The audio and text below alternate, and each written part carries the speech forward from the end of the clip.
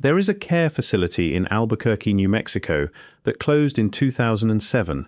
Before it closed, a woman named Dorothy Jean Callister died there in the late autumn of 2003 in a second-floor room with a view of the Sandia Mountains she had told her granddaughter she had never particularly liked. She was 81 years old.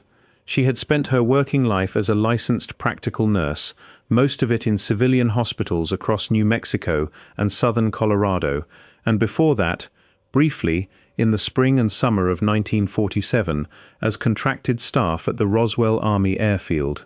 That assignment lasted 4 months. She left in early August without incident, as her employment record shows. She had never given an interview, never spoken to a journalist, never put a word in print about those 4 months, or about the 3 specific nights in early July that changed every year that followed. Her granddaughter, a woman I know as Carol Ann Pruitt, who has since relocated from Albuquerque to Santa Fe, sat with her in that second-floor room during the final weeks and listened. Carol Ann kept a small cassette recorder in her jacket pocket.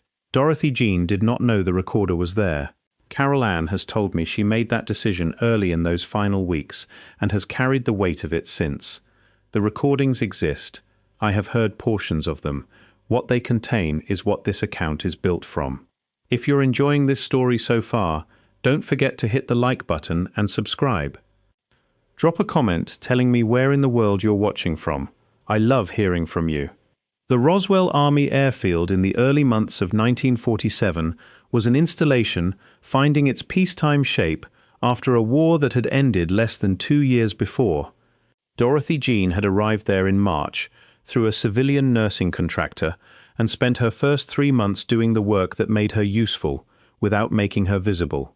Ward rounds, medication administration, post-surgical observation, the patient and reliable labor of a facility that absorbed it without remark. She was 25 years old. She told Carol Ann she had been content in that posting. What she could not have known was that something specific about the quality of her attention, her trained instinct to observe without asking questions she hadn't been invited to ask, had made her the particular kind of person that a particular kind of assignment would require. In the first week of July, something changed in the character of the facility in ways she perceived without being informed of. Personnel moved differently through certain sectors. Administrative traffic that she observed from the corridors she walked daily thickened around buildings she had no professional reason to enter. Officers she encountered in ordinary exchanges carried themselves with the closedness that descends on military personnel around information being contained rather than shared. She had seen that pattern before, in hospitals during the war, in clinical settings around cases not being discussed outside specific rooms. She understood what it asked of her, and she did what it asked. She worked her shifts and she asked nothing. She had lost track of the date by the evening of July 8th.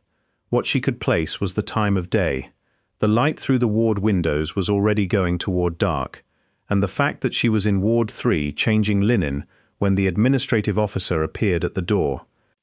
She recognized him by face, an administrative figure she had encountered in passing throughout the spring. She had been told early in her posting not to retain his name, and she never had. He asked her to come with him. She asked if she should bring her kit. He said she should bring nothing. She followed him across a portion of the facility grounds she had never previously accessed, to a structure that felt, as she described it to Carol Ann across multiple sessions, lower than the buildings around it, though she was careful to add each time that she could not determine how much of that impression was structural and how much was the effect of unfamiliar ground seen for the first time at dusk. The room inside was roughly 20 feet by 20 feet, she estimated. It was cold in a way she distinguished carefully from merely cool, the specific maintained temperature of a space where temperature had been set and held for a purpose. The light came from above and struck her as too consistent, too evenly distributed for anything she could quickly name. 2 uniformed men were present when she entered. They left without speaking. The administrative officer told her she was to remain, monitor the figure on the surface at the center of the room as best she could, and press the call button mounted beside the door if anything changed. Then he left. The door closed behind him. Dorothy Jean Callister sat down in the chair that had been positioned for her and looked at what was in the room with her for the first time without anyone else present. The figure on the surface was not human. She stated this each time without preamble, the way someone says a thing they have spent decades deciding how to say it. It lay on something she described consistently as neither a bed nor a table, but as something between those two things, something that implied no medical tradition she had trained in. Roughly 4 feet in height, she estimated, though gauging height on a supine form was genuinely imprecise. The cranium was disproportionately large relative to the rest of the body, in a ratio she compared, without visible distress, to certain conditions she had encountered in pediatric placements, not identical to those, she was careful to say, but comparable enough in structural principle that her training gave her something to set the image against, rather than nothing. The skin was grey-blue. She returned to this formulation across every session with Carol Ann, always with the same precision, not the grey of ash, not grey-brown, but grey-blue specifically, and dry in texture, not quite like human skin even at its driest, closer to old paper kept for a long time in a room without moisture. The hands, where they lay at the figure's sides, had 4 fingers. She noticed the absence of knuckle joints at the positions she expected to find them. She checked twice.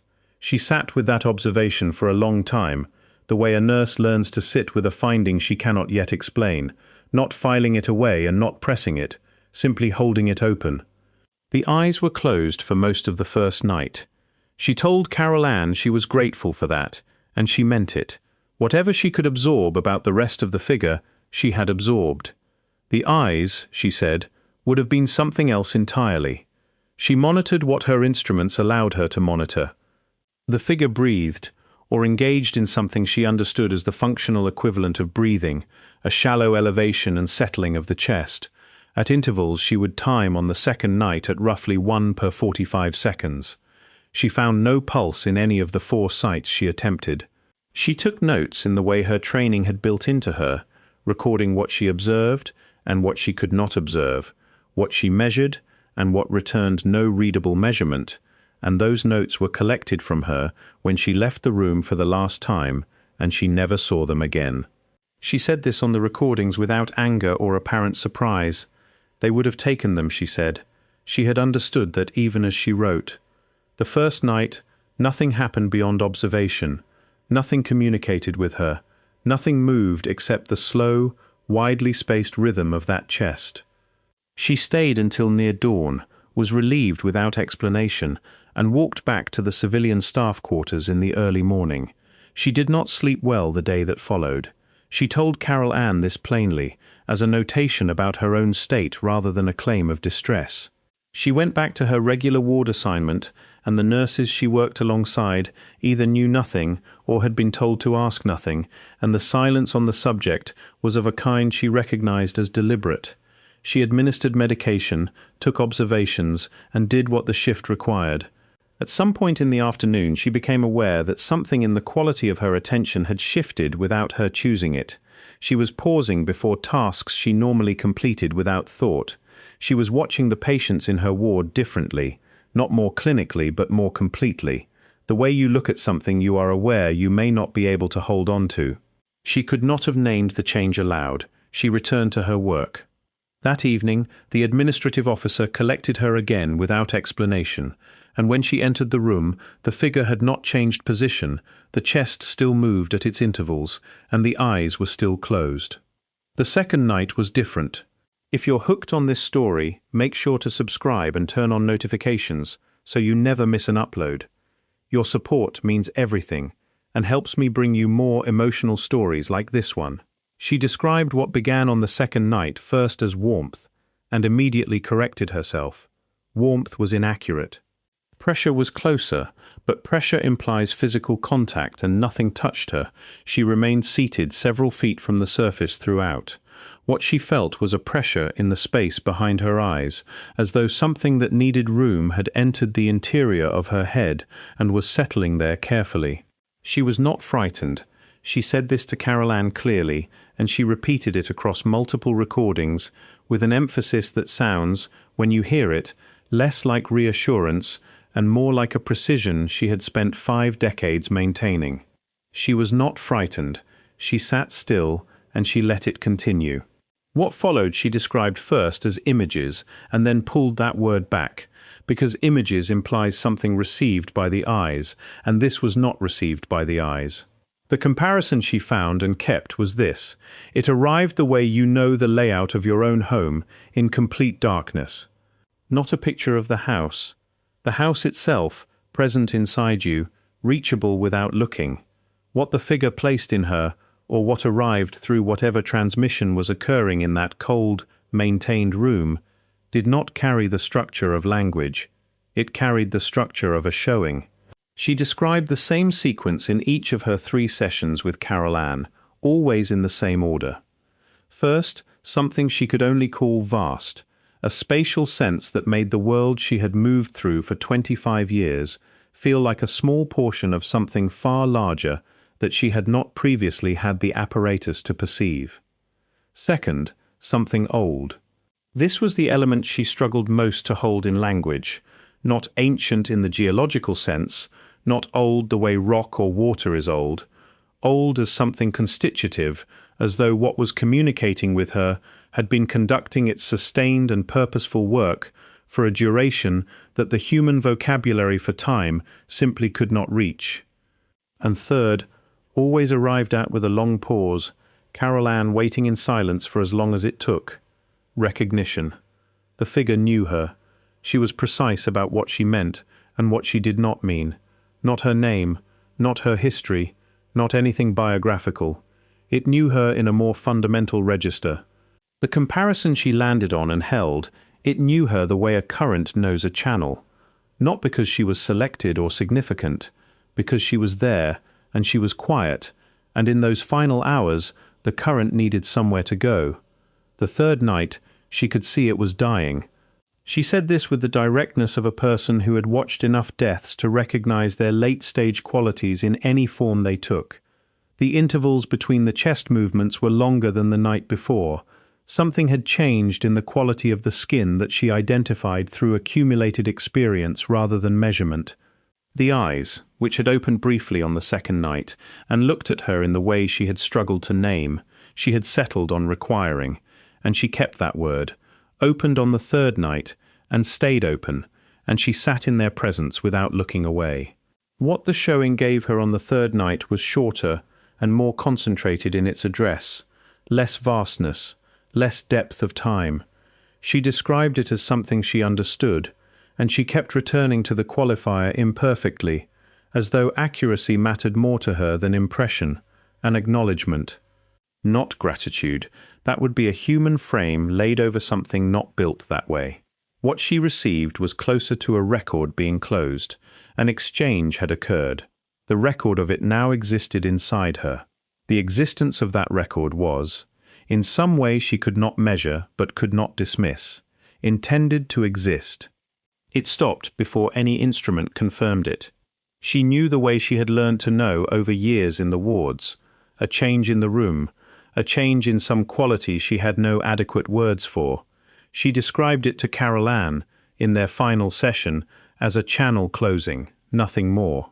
14 minutes after she pressed the call button, 4 individuals entered, not the administrative officer, 4 she had not seen before, carrying the authority of institutional structures in a configuration she found genuinely difficult to categorize as either military or civilian. She was walked from the room to a different room and asked to give a full account of everything she had observed across 3 nights. She gave it completely, in the language of clinical observation her training had built into her. A document was placed before her at the end. She signed it. She received no copy. She was informed that the assignment was not to be discussed, in terms she described as informational rather than threatening, no weight applied beyond the fact itself. She carried that instruction for 56 years without breaking it.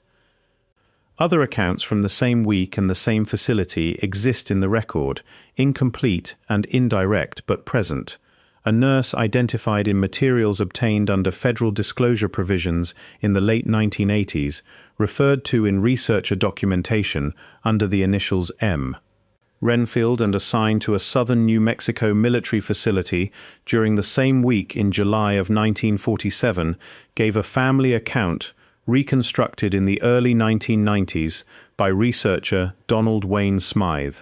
That account corresponds to Dorothy Jean's at points too specific to attribute to general cultural familiarity with composite grey descriptions available in that period.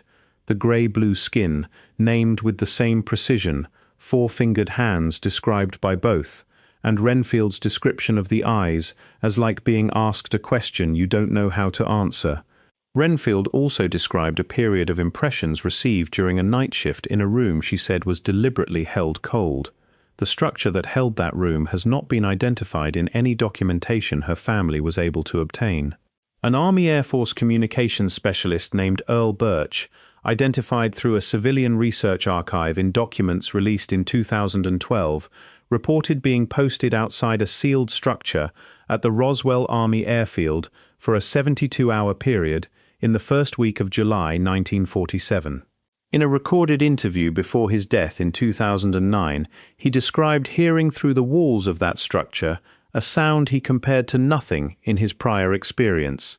Sustained, low, not mechanical, not a human voice, not distressed, as though something was finding its frequency. He was reassigned to a facility in Ohio within 3 weeks. His transfer documentation, provided by his widow to the archive after his death, lists the reason as administrative efficiency. He had been at Roswell for 11 months without a prior transfer on record.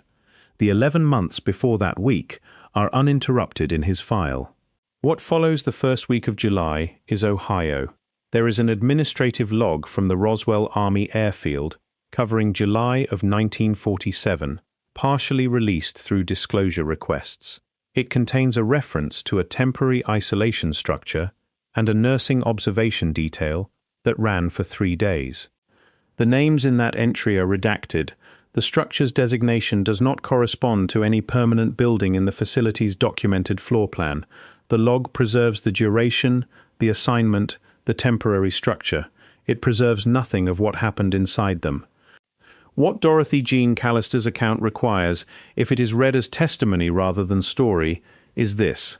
The last surviving Grey, held in a temporary structure at the Roswell Army Air Field in the first week of July 1947, was alive long enough to transmit, in some register that no instrument in that room was designed to detect, across a distance of several feet, to a quiet woman placed there because she did not ask questions she hadn't been invited to ask. It chose her, or directed itself toward her, or simply found in her the only available channel, in whatever sense those words apply across the distance between what it was and what she was. What it transmitted did not leave her. She carried it forward through 22 more years of nursing, through the ordinary rooms of a practical life, and she held what she had been given for 56 years in the most secure interior place available to her, until there was nothing left to protect. She told Carol Ann in their final session that the most consistent effect of those 3 nights on the rest of her life was not an image she could show anyone or a piece of knowledge she could pass into words for someone else to carry. It was a quality of attention. After July of 1947, she could sit in the rooms where people were dying and not require the room to be different than it was. She could not explain this as a claim about what comes after. What she could point to was the 3 nights themselves, and what it had meant to be in the same room as whatever the last of them had left to give, at the edge of it, in its final hours, before the channel closed. The channel opened. The channel closed. What passed through it lived in Dorothy Jean Callister for 56 years. It lives now in recordings held in Santa Fe, and in the shape of everything her account points toward, but cannot quite reach. Thank you so much for watching until the end. If you loved this story, check out the other videos on your screen now. I think you'll really enjoy them. And don't forget to subscribe if you haven't already. See you in the next story.